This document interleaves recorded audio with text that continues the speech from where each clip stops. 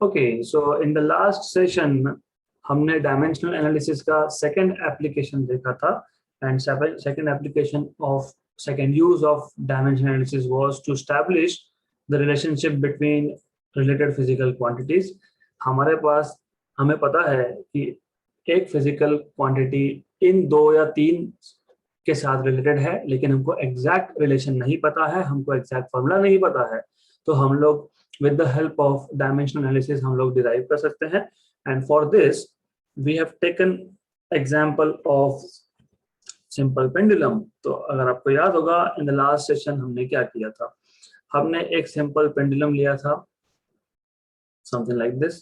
तो simple pendulum was like this। यहाँ पे नीचे एक bob है, so let me show a bob over here। तो यहाँ पे नीचे एक bob है, ओके बॉब मतलब बॉल होता है, मास होता है उसमें, राइट। एंड देन उसको हमने डिस्प्लेस करके यहाँ पे लाया एंड आफ्टर डिस्प्लेसिंग हमने इसको रिलीज कर दिया। अब जब हमने इसको रिलीज किया तो क्या हुआ कि मान लेते हैं ये मेन पोजीशन है ओ, हम उसको ए पे लाए, हमने रिलीज कर दिया उसको। तो इस केस में क्या होगा, इस केस में ये जो बॉब है, पेंडुलम जो है, it will perform oscillatory motion. वो ए से ओ पे जाएगा, ओ से बी पॉइंट पे आएगा, बी से वापस ए पे आएगा। इसको हम लोग बोलते हैं वन ऑसिलेशन। ए से बी, बी से ए, one oscillation.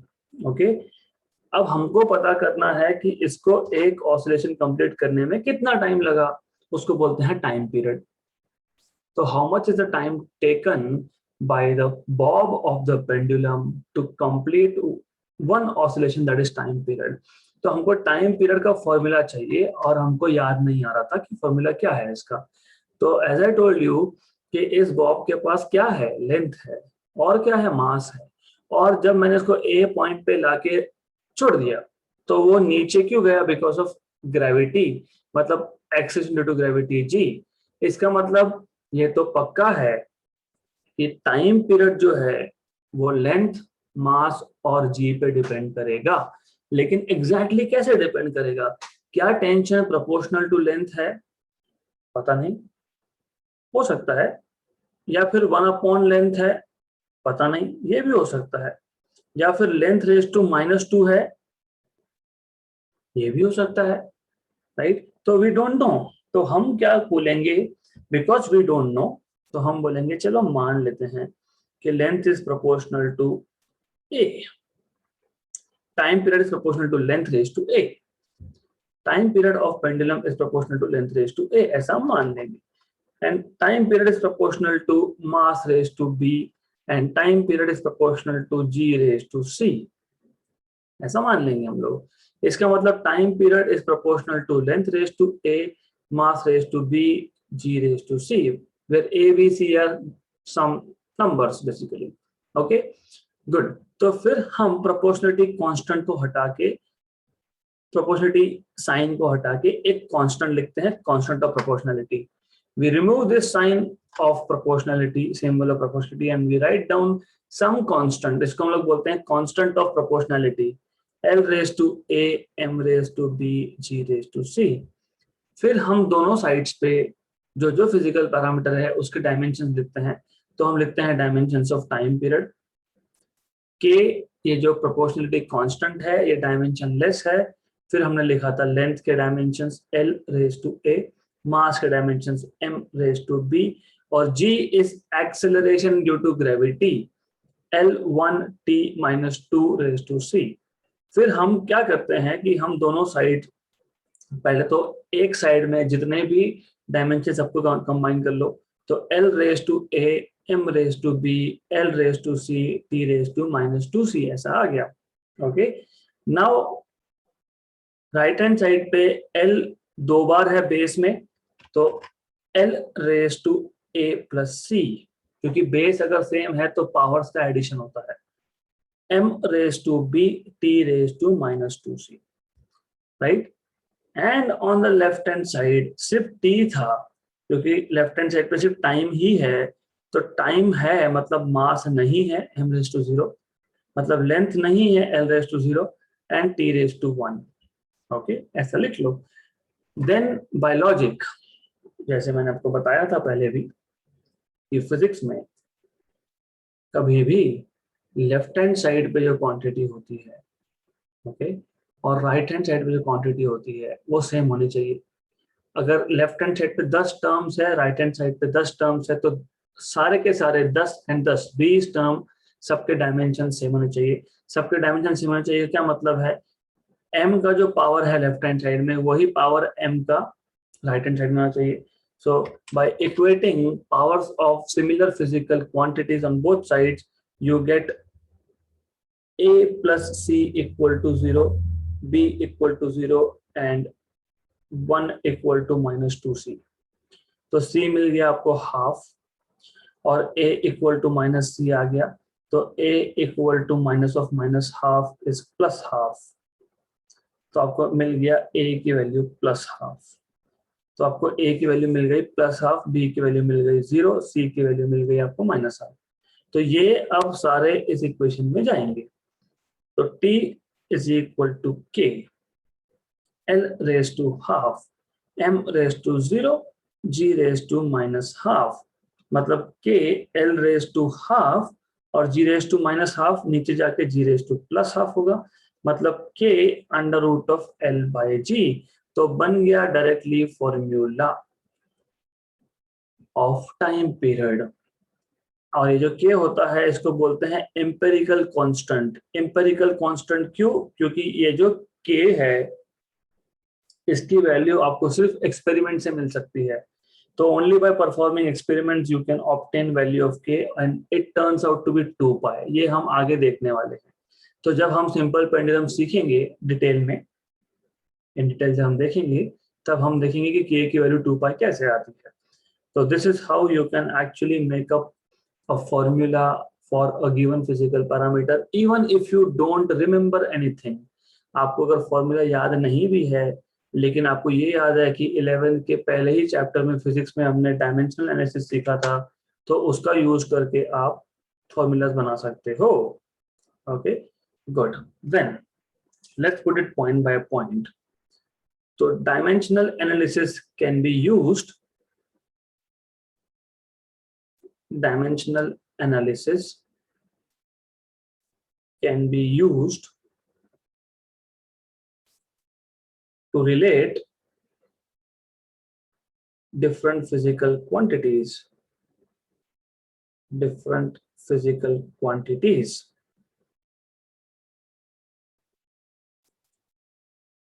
We will directly take an example of it. For example,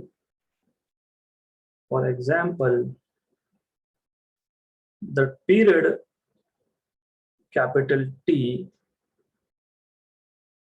of oscillation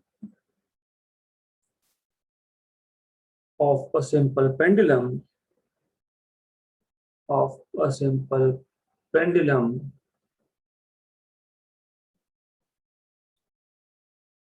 may depend। मैं इसलिए लिख रहा हूं क्योंकि हमने देखा कि मास के ऊपर डिपेंड ही नहीं करता, हमने तो ले लिया था। तो हमको जो जो पता है हम बोलेंगे may depend upon mass of the bob। We'll start with length of the pendulum, may depend on length of pendulum, mass of the bob, length L of the pendulum, mass M of the bob, and acceleration due to gravity, and acceleration due to gravity g।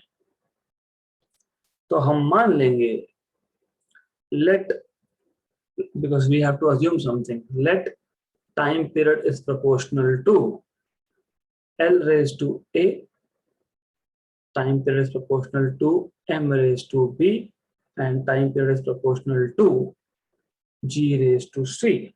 Okay, right now Therefore, time period is proportional to L raised to A, M raised to B, and G raised to C. Okay. Therefore, time period T is equal to some constant K, L raised to A, M raised to B, G raised to C, where K is constant of proportionality, constant of proportionality. Okay अब क्या करेंगे, अब हम लोग दोनों ही sides पे dimension लिख लेंगे and obviously this k is dimensionless. Okay it is constant of proportionality and is dimensionless. ये जस्ट नंबर है, इसके खुद के डायमेंशंस नहीं है, right. Writing equation number 1 in terms of dimensions. So writing equation 1 in terms of dimensions. So as you know, left hand side पे जो time है उसका डायमेंशन आ जाएगा m raise to 0, l raise to 0, t raise to 1, क्योंकि वो time है, time is in second, t raise to 1.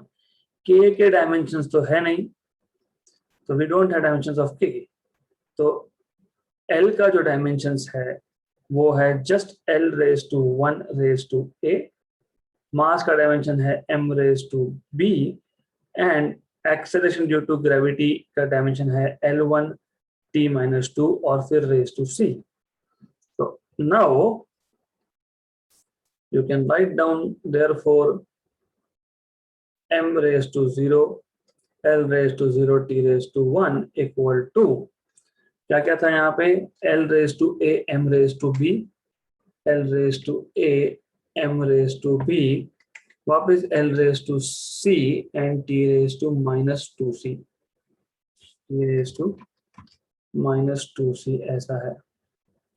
Okay, therefore you will get m raised to 0, l raised to 0, t raised to 1 equal to l raised to a plus c, m raised to b and t raised to -2c. फिर आप बोलो comparing the dimensions of corresponding physical quantities on both the sides. Comparing the dimensions of corresponding physical quantities on both the sides.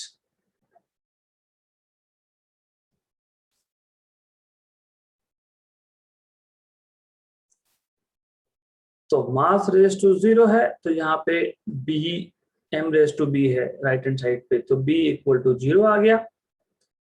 l raise to 0 है तो right hand side पे l raise to a plus c है, तो a plus c equal to 0 आ गया. t raise to 1 है तो यहाँ पे t रेज टू -2c है, तो 1 इक्वल टू -2c आ गया, right. Therefore what you have is b तो 0 ही रहेगा, a इक्वल टू -c होगा और c इक्वल टू -½ है, तो आपको मिल गया a equal to -½ that is +½ therefore you have value of b as 0, a as ½ and c as -½. ये सारे वैल्यूज आप यहाँ पे इक्वेशन नंबर 1 में सब्स्टिट्यूट करोगे. So substituting values of a, b and c in equation number 1. ये topic बहुत important है, जेईई नीट पे बहुत क्वेश्चंस आते हैं इस पे, so you need to pay attention. Therefore t is equal to some constant k, l raised to a था, a की वैल्यू ½ है, m raised to b था, b की वैल्यू 0 है, g raised to c था -½ है. Therefore t is k l raised to ½ l raised to ½ upon g raised to ½. Therefore, t is equal to k under root of l by g, where k is an empirical constant. Empirical का मतलब क्या होता है? Empirical का मतलब होता है constant which can be determined with the help of experiment, where k is an empirical constant and is equal to 2 pi, right. तो लिखने की जरूरत नहीं है वैसे वहां पे, okay. why under root? Because l raised to half. what is l raised to half? under root. what is g raised to half? under root. तो raised to half मतलब under root होता है ना। so this is under root, okay। any number जैसे 4 raised to half मतलब क्या? root of 4 मतलब क्या? 2। that's why l raised to half है। तो इसलिए हमने क्या किया यहाँ पे? हमने लिखा कि root of l by root of g, और इन दोनों रूट्स को कंबाइन कर दिया। therefore time period t is equal to k under root of k की जगह पे 2 pi under root of l by g। तो ऐसे आप फॉर्मूलाज बना सकते हो। so this is how you can relate different physical quantities, okay। अब एक नेक्स्ट एप्लीकेशन जो बहुत इंटरेस्टिंग है, application number 3 of dimensional analysis, to find conversion factor,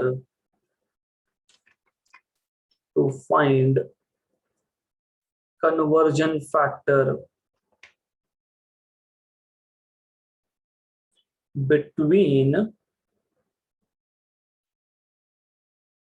the units of the same physical quantity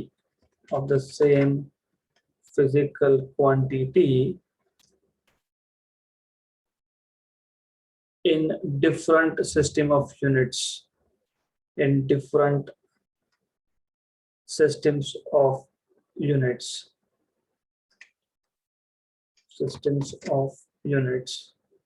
for example, आपको पता है 1 metre मतलब कितना सेंटीमीटर? 100 सेंटीमीटर। 1 किलोग्राम मतलब कितना ग्राम? 1000 ग्राम, है ना। तो आपको पता है SI सिस्टम से CGS सिस्टम का conversion for length and for mass. But if I ask you 1 joule is how many erg? Joule is SI unit of energy and erg is CGS unit of energy, okay, right। but if I ask you how much is 1 Newton in dynes? Newton is SI unit of force, dyne is CGS unit of force। तो अगर मुझे SI से CGS में convert करना है, मुझे एक system से दूसरे सिस्टम में कन्वर्ट करना है, तो कन्वर्जन फैक्टर पता होना चाहिए। ये तो बहुत जगह पे हमको यूज होता है। कैसे? जैसे as I told you, Britain में जाओगे तो ब्रिटेन में आज भी बहुत जगह पे FPS foot pound second system use होता है, करेक्ट। तो if I send something from India to Britain, मैंने बोला 10 kg इसका मास है, हाँ, तो फिर वहां पे पाउंड में कन्वर्ट करते आना चाहिए, राइट। तो आपको बहुत बार ऐसे कन्वर्जन्स करने की जरूरत पड़ेगी। You need to convert from one system to another system. तो कैसे करेंगे? और भी एक चीज है ना, हम अर्थ पे रहते हैं, हम लोग SI सिस्टम को सब मानते हैं, है ना, वी एक्सेप्ट SI सिस्टम। हम बोलते हैं कि ठीक है, हमारे सिस्टम में हम मास का बेसिक यूनिट 1 kg लेंगे, हम 1 मीटर लेंथ का बेसिक यूनिट लेंगे, फंडामेंटल यूनिट। मान लो कोई एलियन वर्ल्ड मिला और उसने बोला नहीं, मैं I will not take your unit, मैं नहीं बोलूंगा कि फंडामेंटल 1 kg, मैं बोलूंगा 100 kg फंडामेंटल है, मैं बोलूंगा 10 मीटर फंडामेंटल है, राइट। नहीं, मुझे मास kg में मेजर करना है ना, और मुझे लेंथ सेंटीमीटर में मेजर करना है और टाइम आर में मेजर करना है। हो सकता है can be someone who will say I don't believe in MKS system, I don't believe in CGS system, I don't believe in SI system, I don't believe in FPS system। मैं length को kilometre में major करूंगा, मैं kilometre को fundamental बोलूंगा, या फिर मैं लेंथ को मीटर में मेजर करूंगा, मैं मीटर को फंडामेंटल बोलूंगा।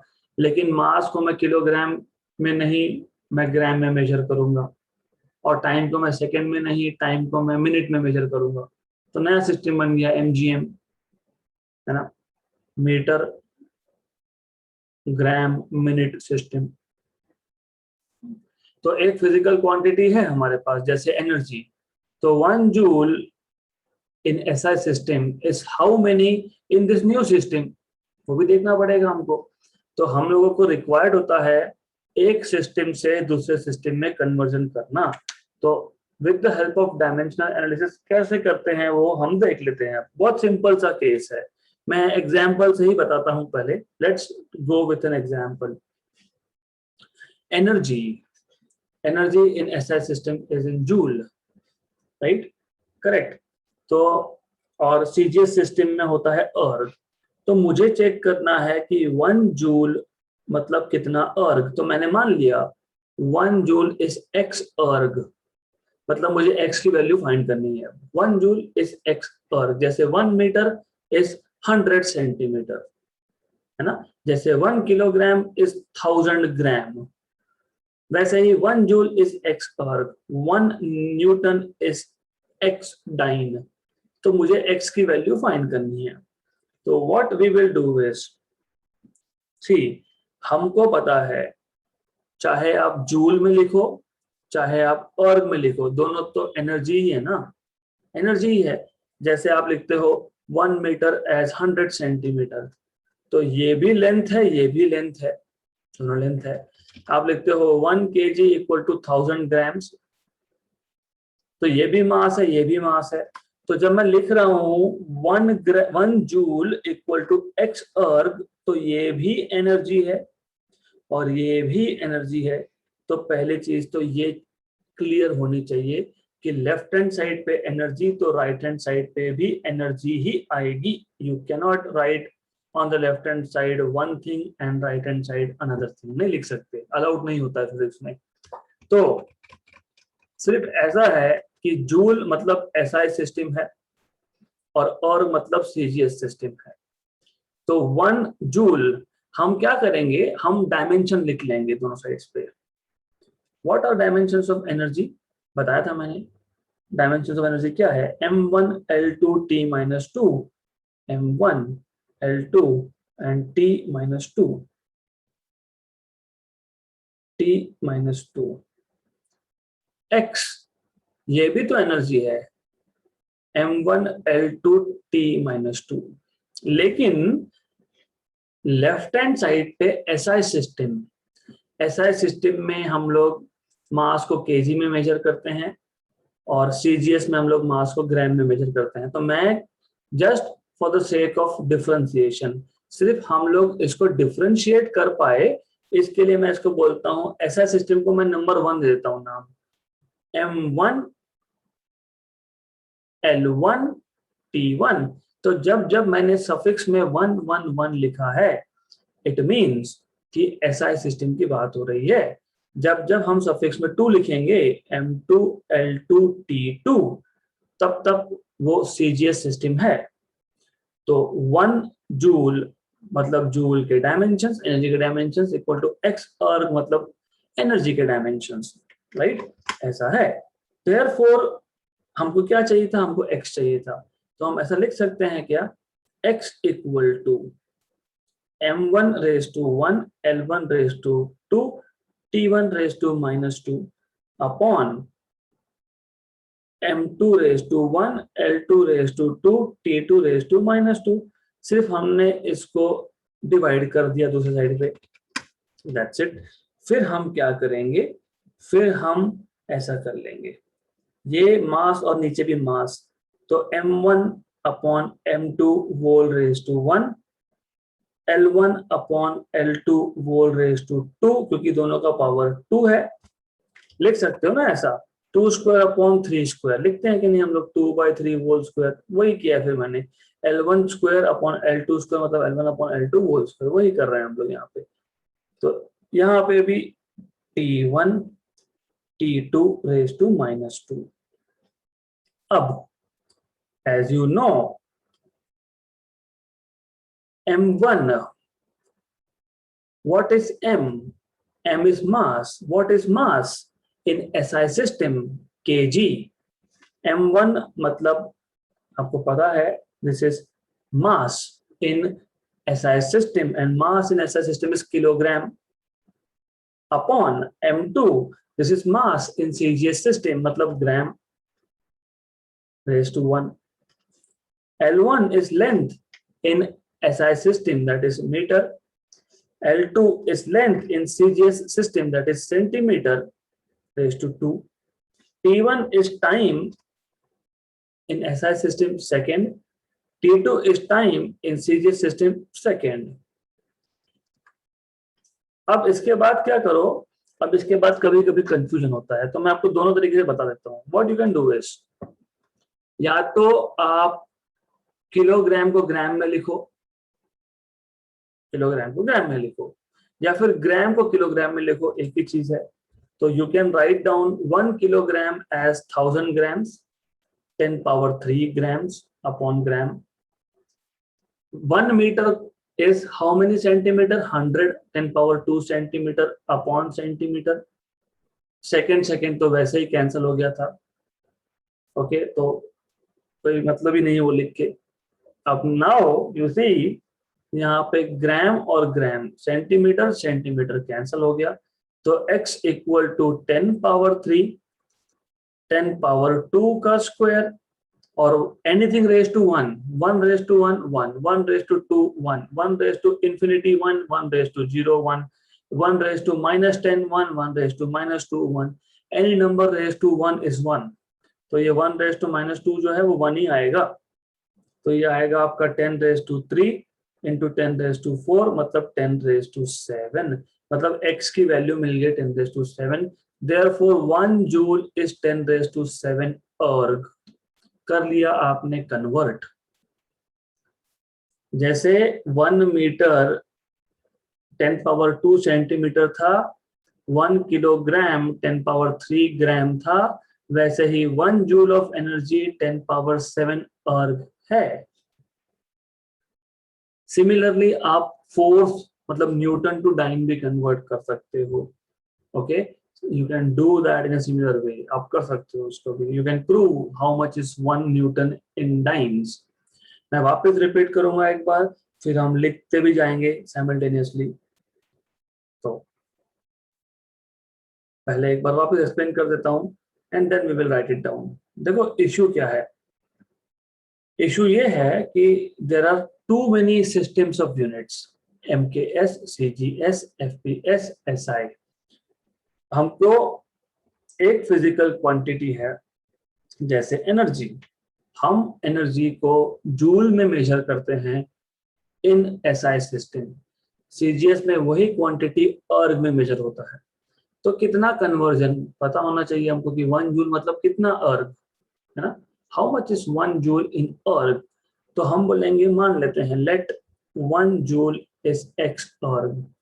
अभी लेफ्ट हैंड साइड पे एनर्जी है, राइट हैंड साइड पे भी एनर्जी है. सिर्फ लेफ्ट हैंड साइड में SI यूनिट है, राइट हैंड साइड में CGS यूनिट है. तो 1 dimensions of energy m1 L2 T-2 x, यहाँ पे भी dimension of energy m raise to 1 L raise to 2 T raise to -2. Good. लेकिन लेफ्ट हैंड साइड पे ऐसा सिस्टम था, मैं इसको सफिक्स 1 बोल देता हूँ, इसको सफिक्स 2 बोल देता हूँ. क्यों? सिर्फ डिफरेंशिएट करने के लिए, हमें समझने के लिए कि लेफ्ट हैंड साइड पे ऐसा सिस्टम है, राइट हैंड साइड पे CGS सिस्टम है. ये हमारे समझने के लिए होता है. अगर आपको वैसा नहीं करना मत करो. आपको बोलना है नहीं मैं इसको A बोलूंगा, इसको B सिस्टम बोलूंगा, कोई फर्क नहीं पड़ता.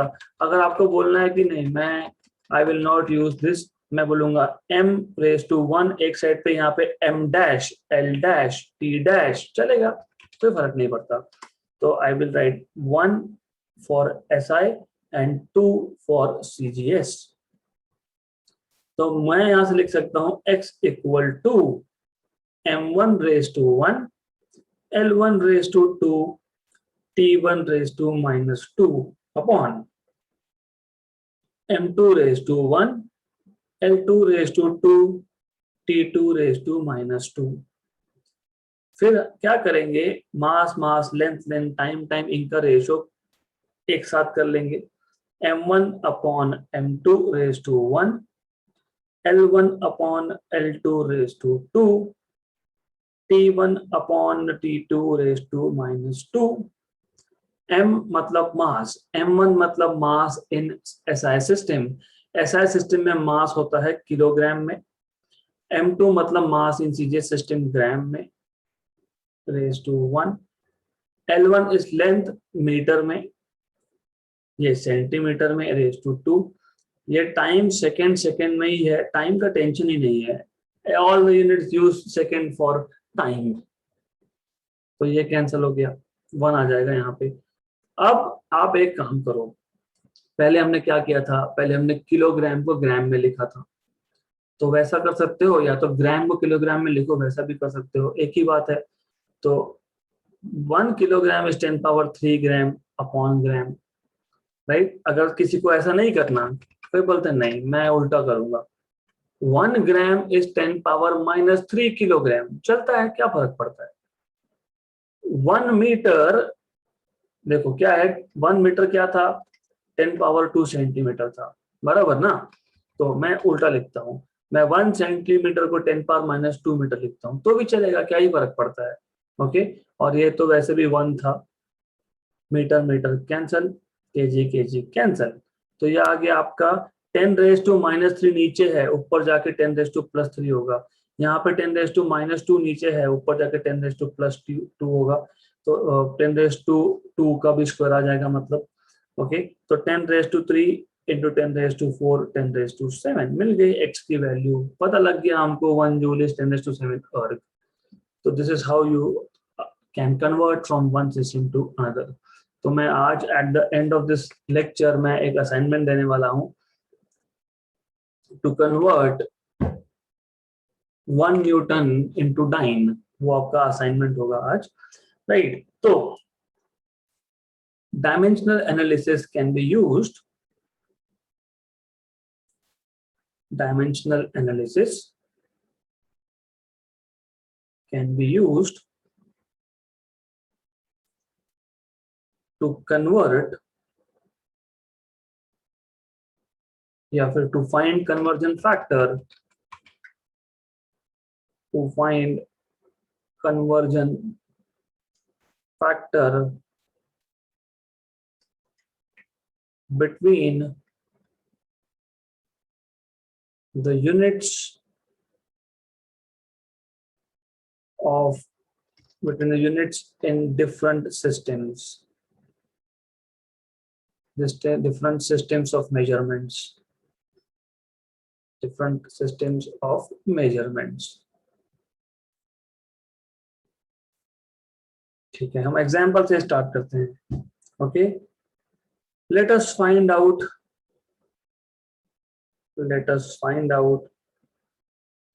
conversion factor, let us find out conversion factor between joule, that is SI unit, and erg, that is CGS unit। Okay, start करने के लिए let 1 joule is x erg, फिर आपको डायमेंशनल फॉर्मूला पता है दोनों का, right. Let us use suffix 1 for SI system,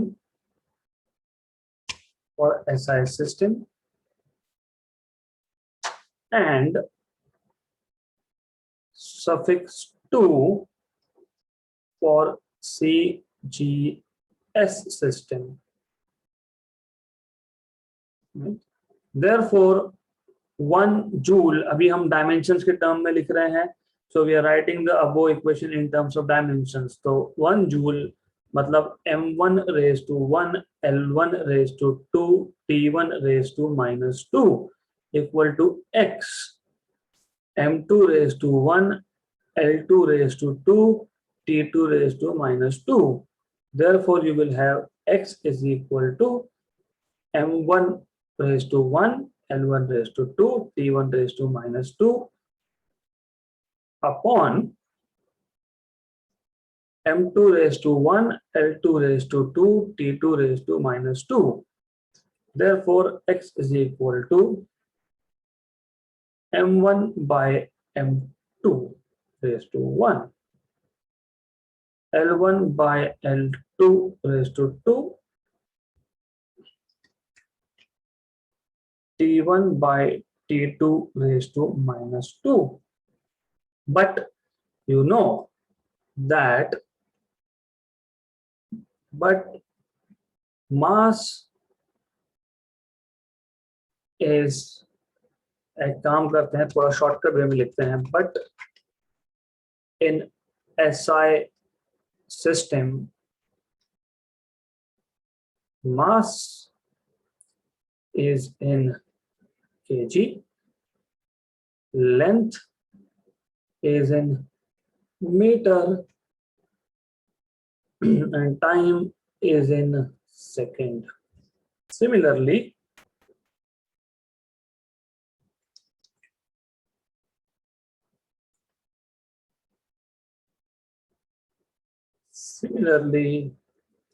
in CGS system,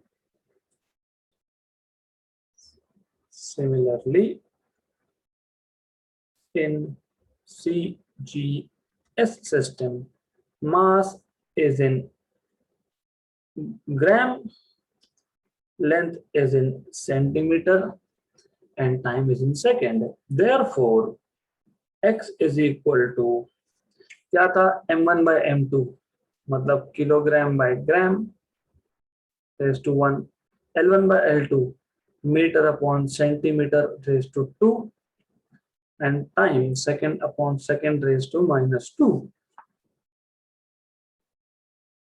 As you know, 1 kg is 10 power 3 grams upon gram raised to 1. 1 meter is 10 square centimeter upon centimeter raised to 2. यहाँ तो ये 1 raised to minus 2 आएगा. Therefore, you will have x is equal to, ये cancel हो गया, 10 power 3, ये cancel हो गया, 10 power 2 raised to 2 मतलब 10 power 3 into 10 power 4 मतलब x equal to 10 power 7. Therefore, 1 joule is 10 power 7 erg. ये मिल गया आपको conversion factor. This is how you can convert. Okay, good. तो ऐसा आप convert कर सकते हो. तो easy था, बहुत easy था. Now, as I told you that dimensional analysis के भी कुछ limitations है. तो हम एक एक करके limitations देखते हैं. तो जैसे हमने यूजेस देखे, एडवांटेजेस देखे, वैसे ड्रॉबैक्स या फिर लिमिटेशंस भी होते हैं. Limitations of dimensional analysis. हर एक चीज के प्रोज एंड कॉन्स होते हैं, हर एक चीज के एडवांटेजेस डिसएडवांटेजेस होते हैं. तो लिमिटेशंस भी है. सबसे पहला, गोइंग बैक हियर, ये जो डायमेंशन लेस कांस्टेंट था के, जो के है यहाँ पे लिखा है मैंने, ये के क्या है, डायमेंशन लेस कांस्टेंट. तो जो डायमेंशन लेस कांस्टेंट होते हैं उसकी वैल्यू सिर्फ एक्सपेरिमेंट से फाइंड कर सकते हो, मतलब वो एम्पेरिकल वैल्यू होती है. ओके, तो पहला ड्रॉबैक ये. तो first drawback is the value of dimensionless constant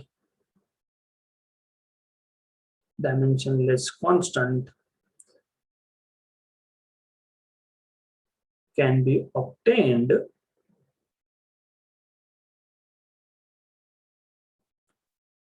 with the help of experiments only,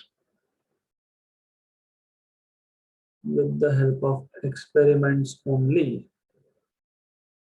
such a value is called as empirical value. Such a value is called as empirical value. पहला drawback. दूसरा drawback, अब हमने, आपको याद होगा हमने जब पहला ही यूज देखा था, हमने बोला था कि v is equal to u plus a t, s equal to u t plus 1/2 a t square. ये इक्वेशन करेक्ट है कि नहीं चेक कर सकते हैं। ओके राइट, पहला यूज। दूसरा यूज हमने देखा था कि हम फॉर्मूलास डिराइव कर सकते हैं, मतलब हम रिलेटेड फिजिकल क्वांटिटीज का रिलेशन बना सकते हैं। लेकिन अगर मान लो हमारे पास ऐसा होता log ऑफ t, है ना, हमारे पास ऐसा एक फॉर्मूला है which is log of t equal to log of l plus log of g, या फिर एक्सपोनेंशियल है t raise to t e raise to t e raise to l plus e raise to g, या फिर ऐसा है sine of t equal to sine of l plus sine of g। तो ऐसे cases में dimensional analysis use नहीं हो सकता। क्यों नहीं हो सकता? इसके लिए, इस इक्वेशन को डिराइव करने के लिए हम डायमेंशनल एनालिसिस यूज कर पा रहे थे, लेकिन इस इक्वेशन को डिराइव करने के लिए, या इस इक्वेशन को डिराइव करने के लिए, या फिर इस इक्वेशन को डिराइव करने के लिए हम डायमेंशनल एनालिसिस यूज नहीं कर सकते। क्यों नहीं कर सकते? कभी सुना है क्या साइन ऑफ 10 मीटर? सुना है? कभी सुना है साइन ऑफ 10 किलोग्राम? कभी सुना है sine of whatever it is 2 second? सुना है क्या कभी? सुनोगे ही नहीं। क्यों नहीं सुनोगे? क्योंकि साइन ऑफ एंगल होता है, मतलब जस्ट अ नंबर होता है, राइट? साइन ऑफ अ नंबर होता है। कभी सुना है क्या लॉग ऑफ 100 kg? ना सुना है ना सुनोगे। ये ln, ये लॉग का नोटेशन है। फिलहाल एट दिस स्टेज मैं ln नहीं लिख रहा हूं, मैं log लिख लेता हूं, क्योंकि you may gate confused what is ln। इसको नेचुरल लॉग बोलते हैं हम लोग। 2 लॉग होते हैं, एक होता है log to the base e, एक होता है log टू द बेस 10। तो log टू द बेस 10 को 11th ऑनवर्ड्स, 11वीं के बाद जब बेस 10 होगा तो उसको log ही लिखेंगे, जब बेस e होगा तो उसको ln से डिनोट करते हैं, नेचुरल लॉग बोलते हैं उसको। तो anyways we are not into mathematics now, तो हम मैथमेटिक्स की बात फिलहाल नहीं करने वाले हैं। तो log of t, log of l, log of g। log of just a number होता है, log of a number with unit नहीं होता। कभी सुना है क्या, हमने कभी किया है क्या 10 रेज टू 2 मीटर? ऐसा कभी किया है क्या? किया है क्या कभी? तो e रेज टू 2 मीटर ऐसा किया है क्या? नहीं। कभी सुना है क्या 10 रेज टू 5 सेकेंड? नहीं। तो पावर में सिर्फ प्योर नंबर आता है। तो बेसिकली बात ऐसी है कि ये जो फंक्शंस है, कौन से फंक्शंस है? लॉगरिथमिक फंक्शन, या फिर साइन ऑफ ट्रिग्नोमेट्रिक फंक्शन, या फिर e raise to 10 raise to मतलब एक्सपोनेंशियल फंक्शन। ये फंक्शंस सिर्फ प्योर नंबर के लिए ही होते हैं, ये डायमेंशन लेस क्वांटिटीज के लिए होते हैं। तो जब होते ही डायमेंशन लेस क्वांटिटीज के लिए है तो डायमेंशनल एनालिसिस यूज कहां से करेंगे? इन शॉर्ट समरी, इतना कुछ मैंने बताया, उसका शॉर्टकट मैं क्या बोलना चाहता हूं? जिस फंक्शन, जैसे ट्रिग्नोमेट्रिक फंक्शन साइन या फिर कॉस या फिर टैन, ये जब होता ही सिर्फ एक नंबर का है और नंबर के डायमेंशन नहीं होते, तो फिर डायमेंशनल एनालिसिस यूज कहां से करोगे? आप तो नहीं कर सकते। That is second drawback. तो डायमेंशनल एनालिसिस का सेकेंड ड्रॉबैक है that you cannot use dimensional analysis for functions involving log, trigonometric functions, and so on and so forth. So dimensional analysis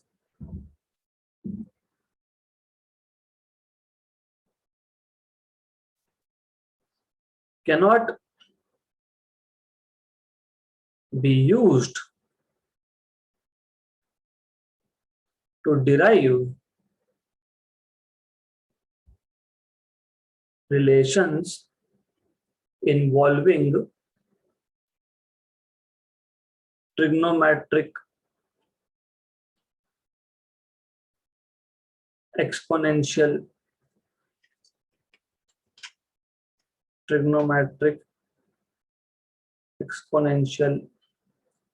and logarithmic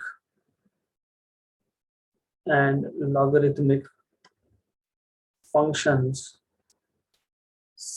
as since these functions, these quantities or functions are dimensionless,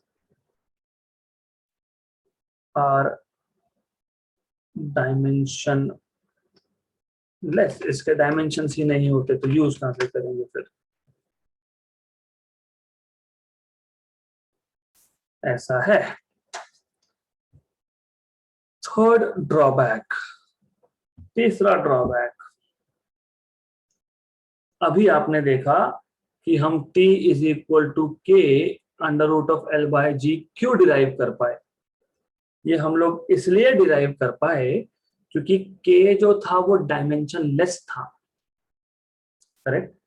तो dimensional analysis कहाँ use होगा? जहां पे constant of proportionality dimension less आता है।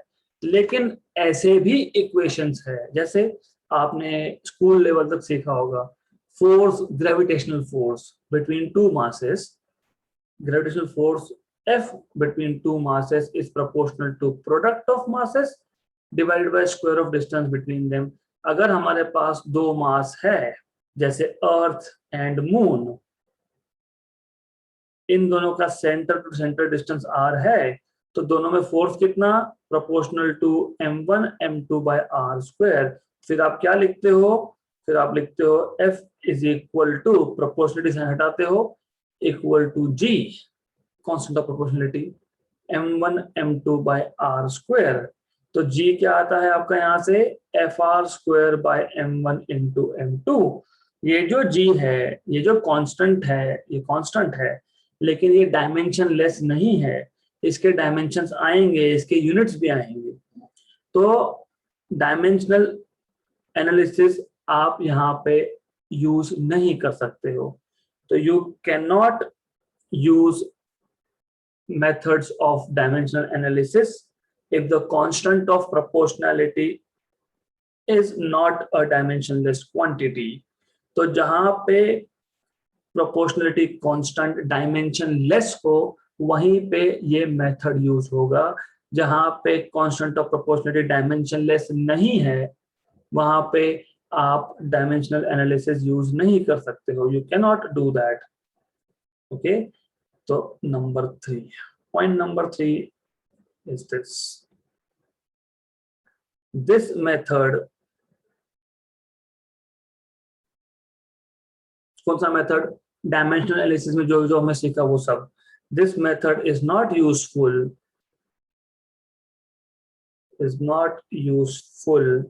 if constant of proportionality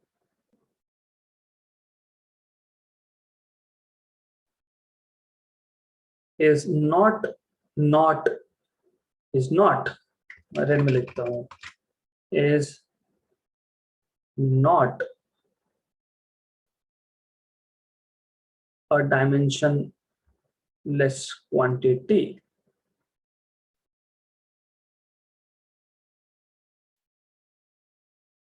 okay, good.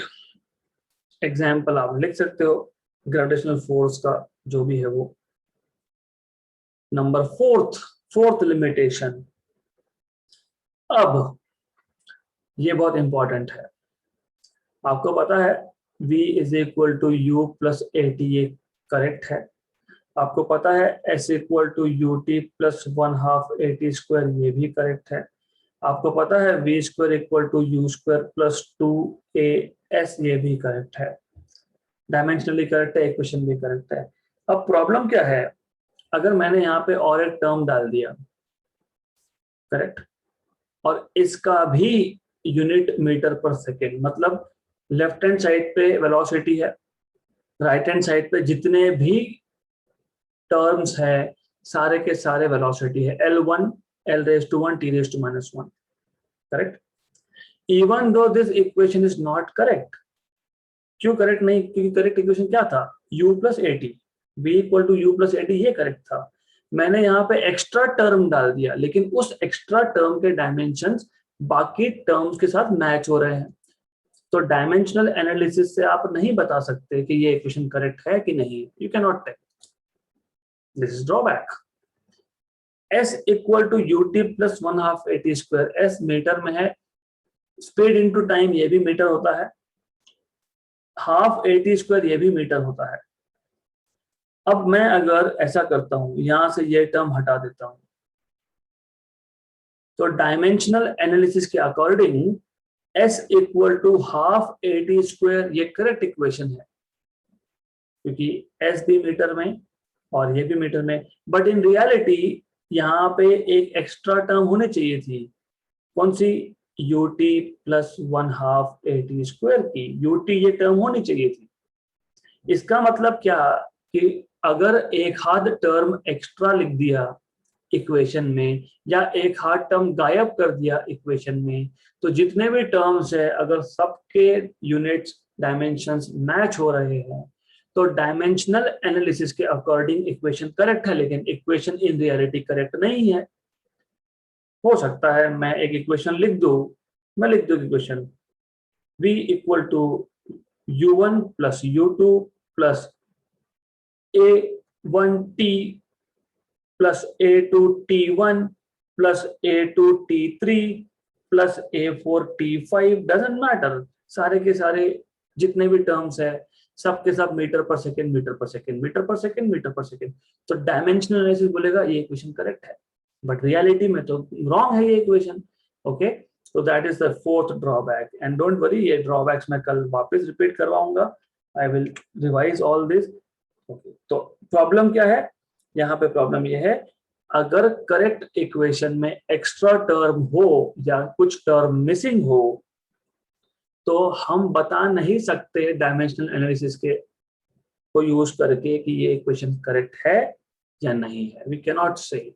Okay, तो fourth drawback I will repeat tomorrow again, and also we will write example of third drawback plus fourth drawback and all this again. So we will stop here for today.